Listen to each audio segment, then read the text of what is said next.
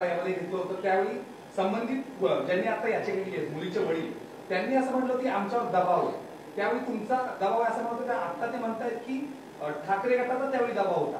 एक वडील म्हणून जी याचिका आता स्वीकारली गेली आहे ह्या 4-5 वर्षामध्ये संबंधित प्रकरण तुम्ही कसं बघताय? फक्त व्यक्ती म्हणून नाही तर एकंदरीत संपूर्ण प्रकरण आता ऍडमिट झालं. एक तर सांगू, तुम्ही वडील दिशास्थानचे सतीश सालियन ना, बरोबर ना, त्यांचं ते अपील पूर्ण वाचलं का हो? नाही वाचलं. त्यात माझा काही संबंध नाही. दबाव होता. दबाव कोणावर होता? कोण घरी जायच्या, पेडणेकरताही जायच्या आणि काय त्यांच्याबरोबर जायचे, त्यांचा दबाव. आम्ही कधी त्यांच्या घरी गेलो नाही.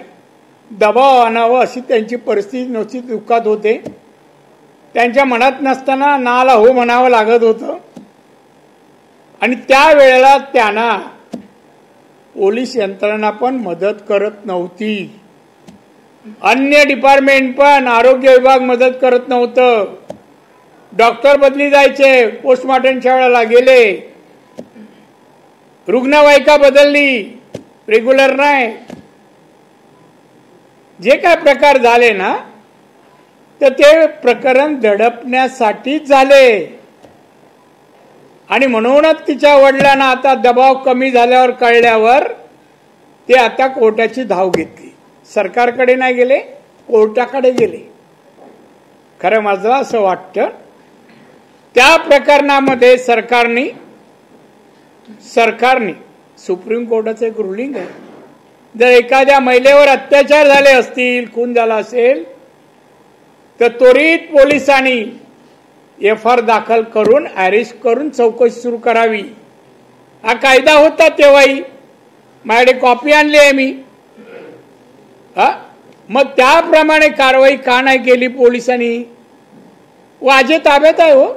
काढायचं बाहेर, 4 फटके दिलं का सगळं सांगेल कसं झालं ते. वाजे तर या सगळ्याचा करता करू तर वाजे आहे. माझ्याकडे बघ ना बाबा, असं नको तिकडे बघू नको, म्हणणे अन्याय केल्यासारखं वाटतोय. तर तेव्हा हे सगळं त्यांच्या वडिलांवर, कुटुंबावर दडपण होतं.